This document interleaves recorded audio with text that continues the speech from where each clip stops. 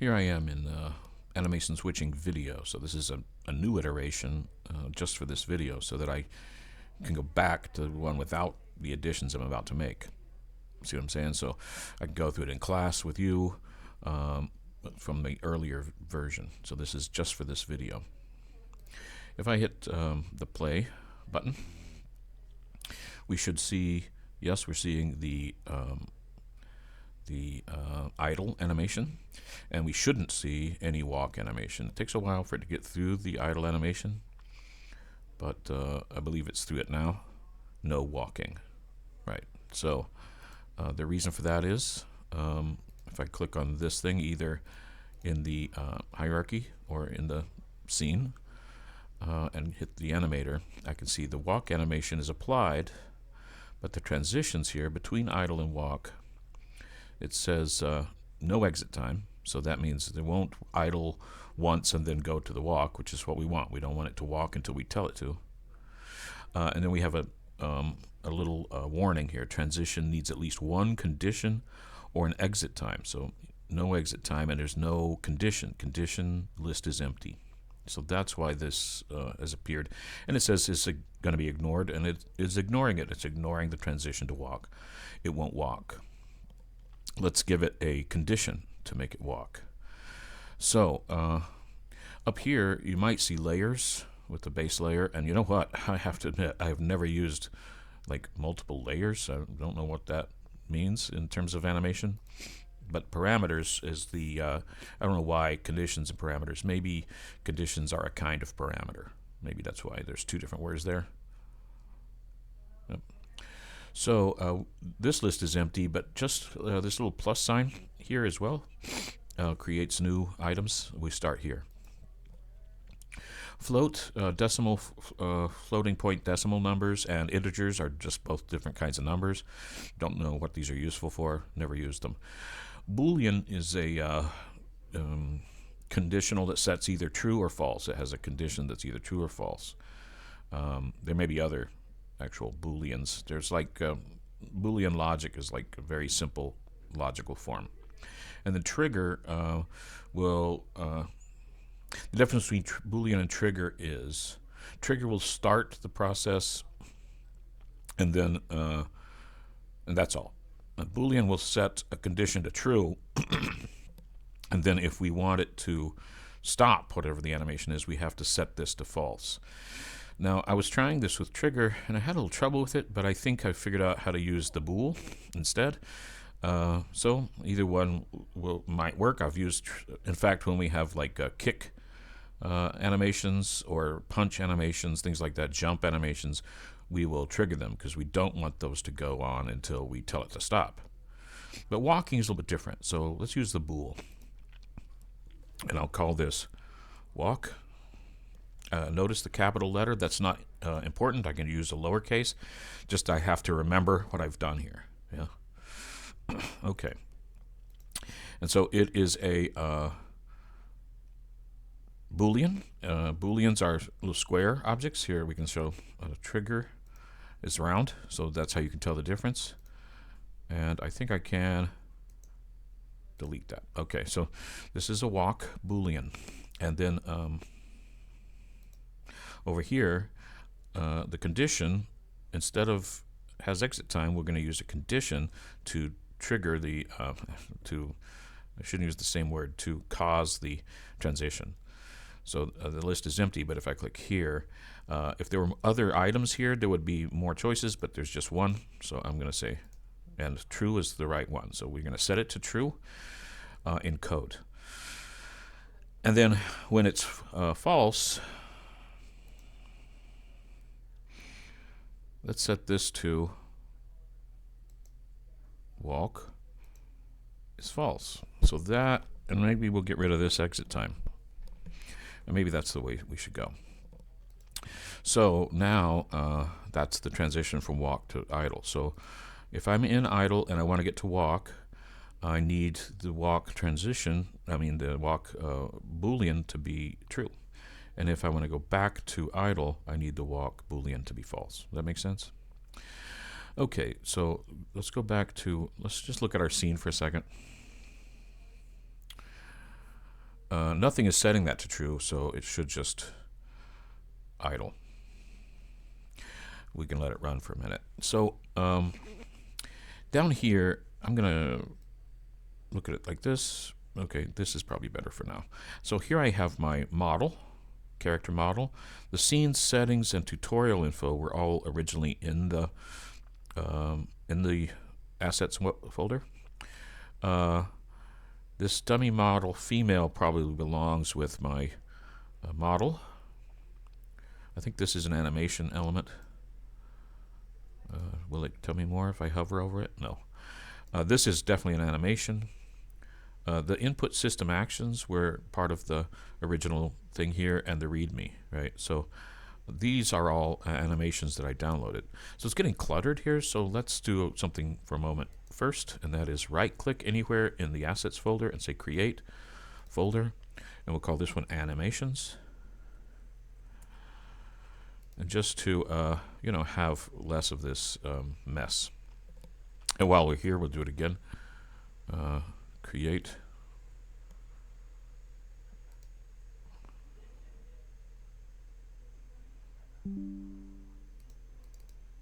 Somehow this animations got in the tutorial info.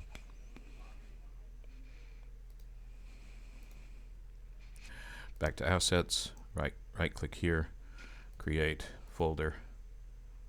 Now that's going to be in Scenes. Phew.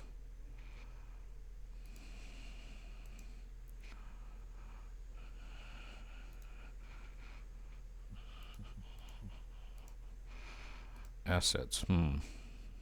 Assets. Create folder. There we go. Animations. We might as well keep doing this. Assets, create folder, and I'll call this character models. I use CHAR for character. And we'll do one more. And this will be scripts. That's what we call codes, bits of code in Unity. So the animations should go, let's just pull this up, can we? All these animations can go in the animations folder.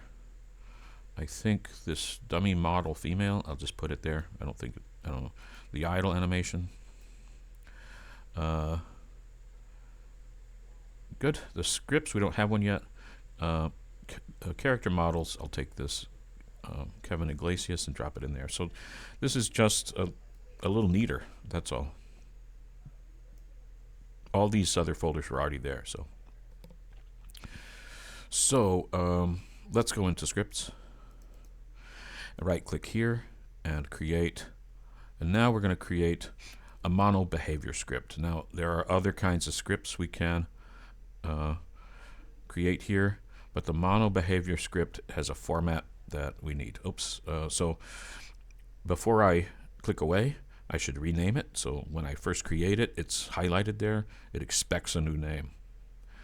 And I'm going to call it move transitions.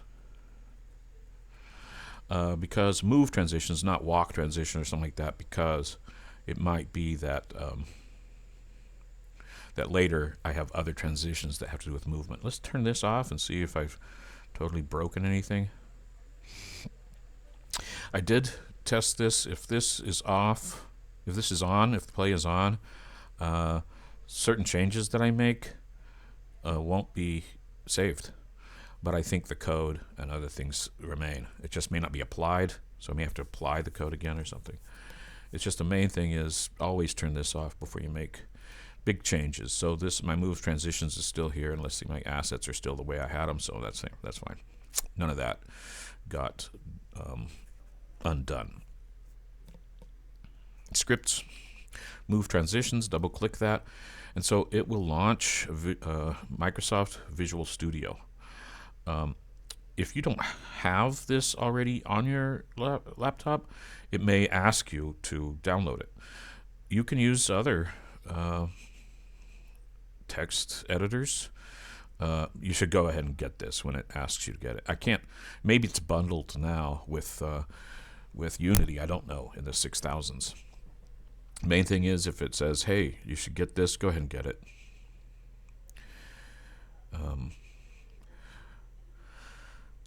Visual Studio, or I use Visual Studio Code a lot, which is this same kind of icon but blue. So this is Visual Studio.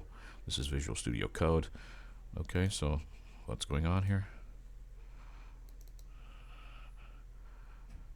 Where's my code? There we go. So the main thing to note here before we get started is the move transitions is actually part of the code. So this code is called, I'll just minimize it this time instead of closing it, it's called move transitions, and that's why when you first create it, it wants a new name, because it's going to reference itself in the code.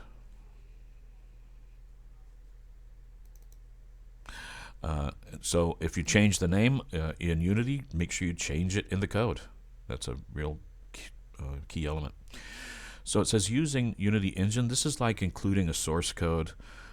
This references material outside of this code, but it includes it here so that we can use, for instance, elements like start, or public class. I don't know about that. So the language here is C#. So public class is probably C# thing, but the start function is definitely built into the Unity engine. Okay, so we're using the Unity engine.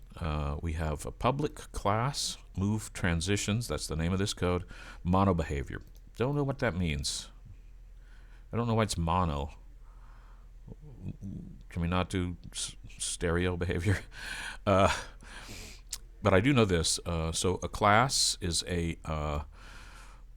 kind of object. So this is object-oriented code in C#. And so it's creating a public class.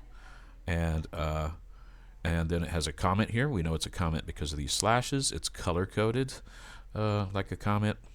And then it says void start. So this void is how we declare, I guess this is a function. I know this is a function. This certainly looks like a function. But we call it a void. I'm not, that's just C#. And it's called start, but this is, it's not defined anywhere, so that is part of the Unity engine. So the start runs, it says here, is called once before the first execution of update. So at the very beginning, it runs this start function. And then update is called once per frame. So we can set certain kinds of parameters or conditions that we want to have going before everything begins, and then we can do something every frame. So that's a lot of power. 60 frames a second is probably what it's shooting for.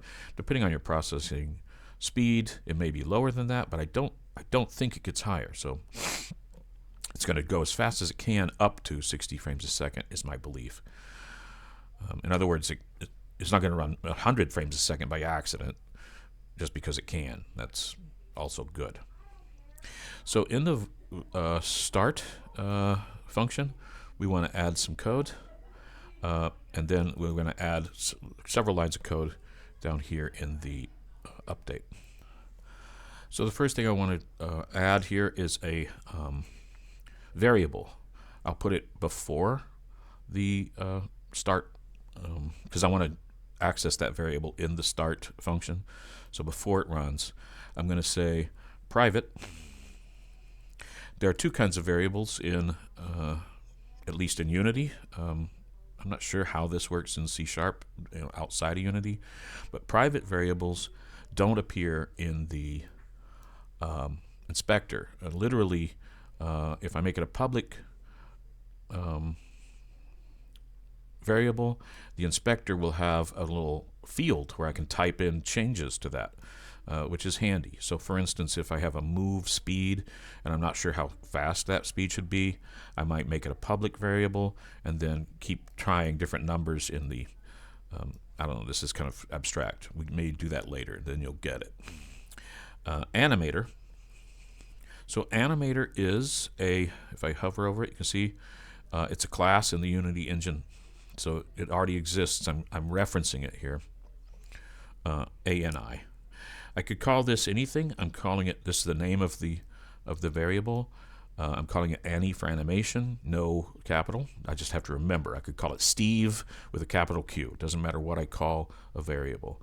But I'm referencing the animator, and I'm setting up this variable. Then in the start function, I want ANI to equal, let's see here. The syntax is a little weird. Actually, it starts to fill it in. You can see there. That's very nice. Get component animator. That's what I wanted to do. So I think I can hit tab. There we go. So that's exactly what I wanted to do. It knew. So this sets up the variable. I'm not sure why I have to reference it in both places here, but I guess I'm telling it how I'm going to use this variable. Then here I define the variable. It's get component, so go into the Unity engine and get this component animator. The angle brackets must be to let it know that that it's the name of the component. And then I suppose some arguments could go here, but I'm not using any. I'm just defining the variable in the start function. In the update, I want a conditional. Conditionals are if statements, or sometimes if-then. Notice that it's auto-filling here, so actually I'll just hit tab, but that's not quite what I'm doing. But notice the structure here is the if structure. If, curved bracket, the condition, curly bracket, the result. What to do if this resolves as true. But I don't really want not equals null. That's what that exclamation equal sign means. Not equals null. I want if input get key down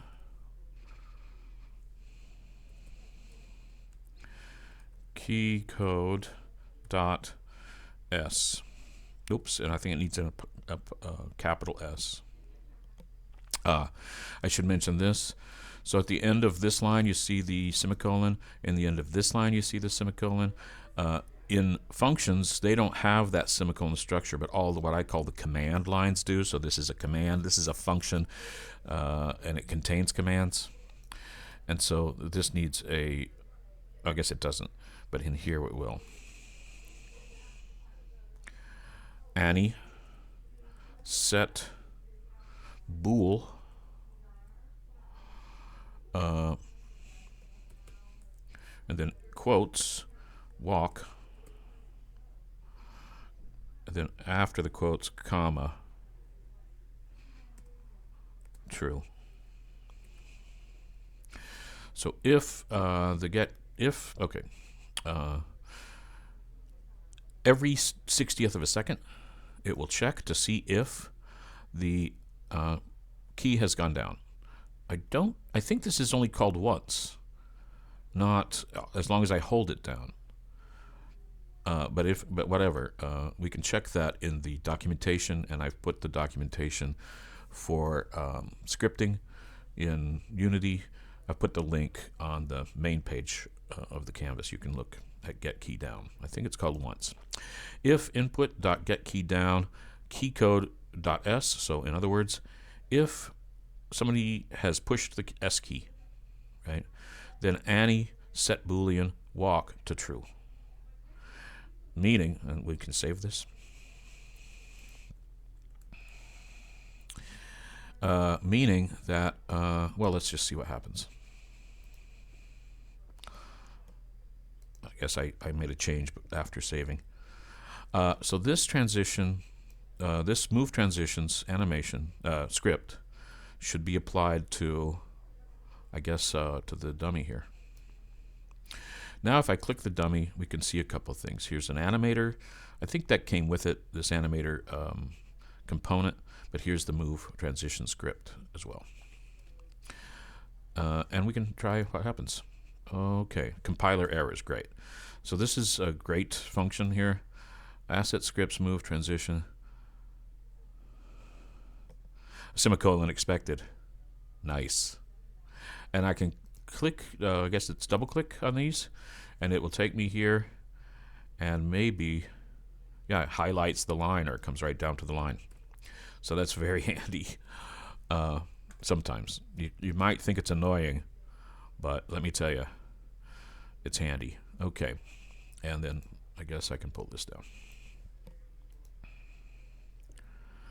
So it won't run with compiler errors, which is, I suppose, good.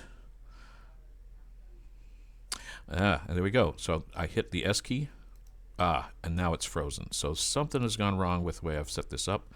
It's not even doing the idle. But you saw I should have mentioned that I hit the S key. I have a little thing that will show my keystrokes, but there it is. I hit the S key. Okay, so let's see. Everything freezes, so I think it's the walk back to idle. There's no exit time. Walk is false. Okay. So let's also, right now, it gets to the end, and I think it doesn't know what to do. I'm not sure. Here, walk is true is the condition that sets this transition. And right here, I'm not sure. So let's look at that script again. I don't mean to keep closing it. I should minimize it. Let's also then get an else if,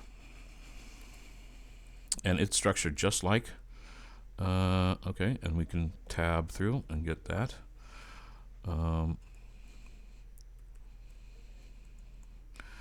Else if input get key down key code. Okay.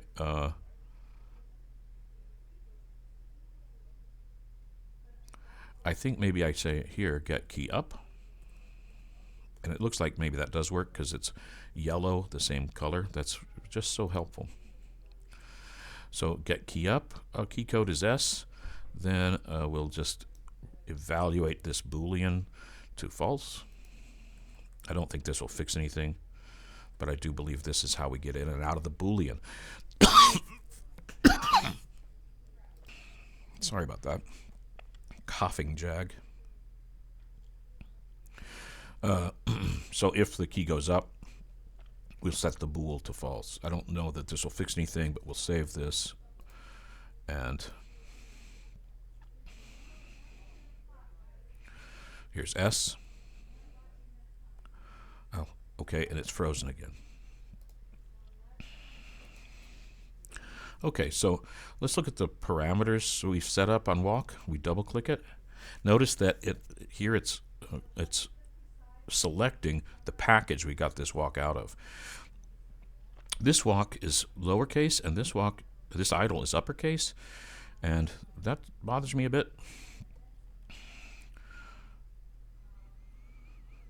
But I don't know if we need to fix anything here. Okay, so walk, oops, double click here. It's coming down here to the walk with briefcase to the package. If I double click idle, it chooses the animation that we got out of there.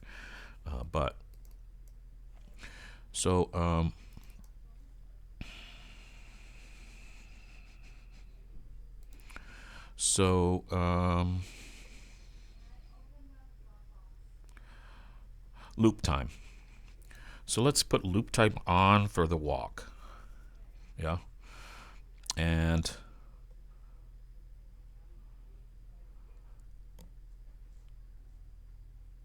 we'll try that.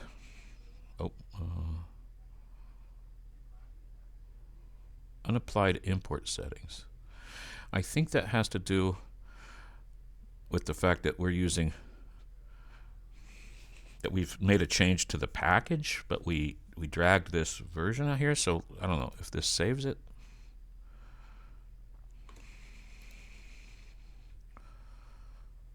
Walk time. Excuse me, loop time. I don't know why it wants me to keep opening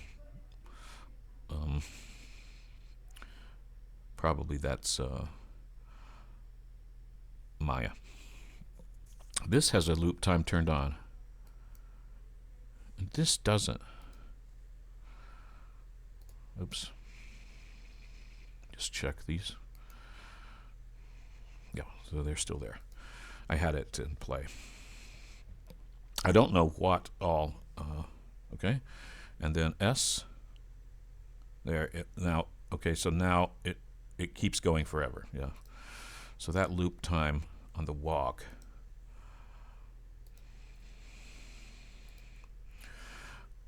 I wasn't holding down the S. I just kept going. Same thing here. I'm not holding down the S. It just keeps going. Let's look at the transition back. Exit time. Maybe we need that on.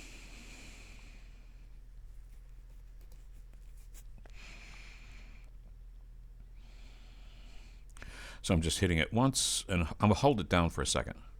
And now I'll let go.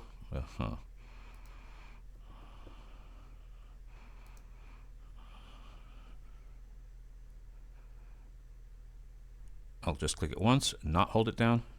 Yeah.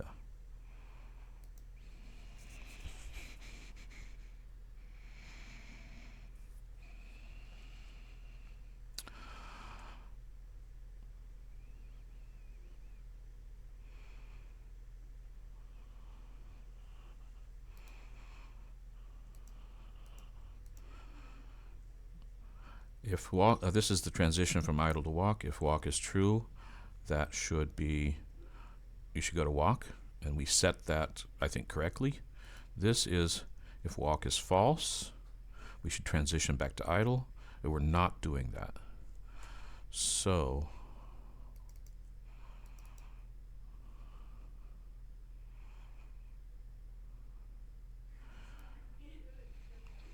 get key up, key code. Oh, no, that's a capital S. Okay, so something we can try here is we can add a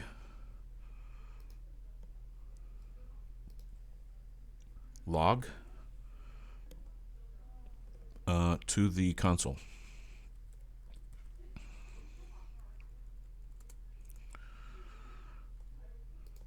I guess it's called a debug log. And that should look like this.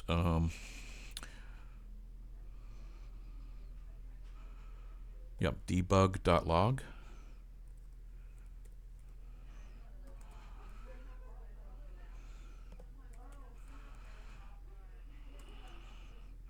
Walking.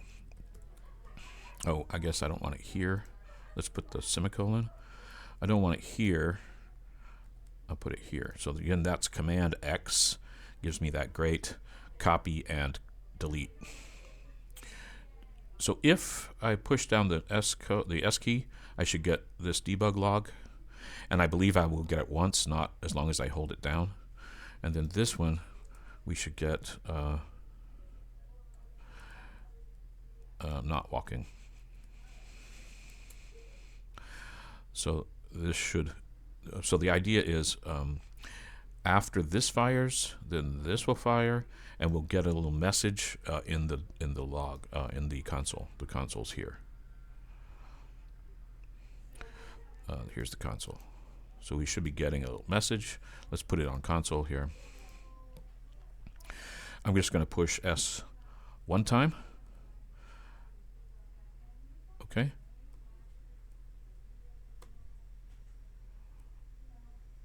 You know, I don't know what I did different, except put debug logs. So now it works perfectly. Okay. Let's try it one more time. So what I'm doing is I'm going to hold down S, and we walk. I let go, and we stop. Not exactly as quickly as I'd like to, but it's because it's, well, let's see. I'm not sure. We walk and stop. Perfect. Walk and stop. Okay. And I can't turn my head in the play mode yet. So I can grab this character, give myself a little bit more time to play with this. So that works. I'm going to let go of S, and it does stop. It has to get to the end of its loop. And I'm not sure I like this walk animation at all. Look at this foot. You see that? It's like she's standing on her heel, and her foot doesn't come down. I feel like some element of the loop is not. Yeah, as her foot goes back, the toe stays up. Weird. I might go get another walk animation, or I might fool around with the animation I have. So that's animation switching.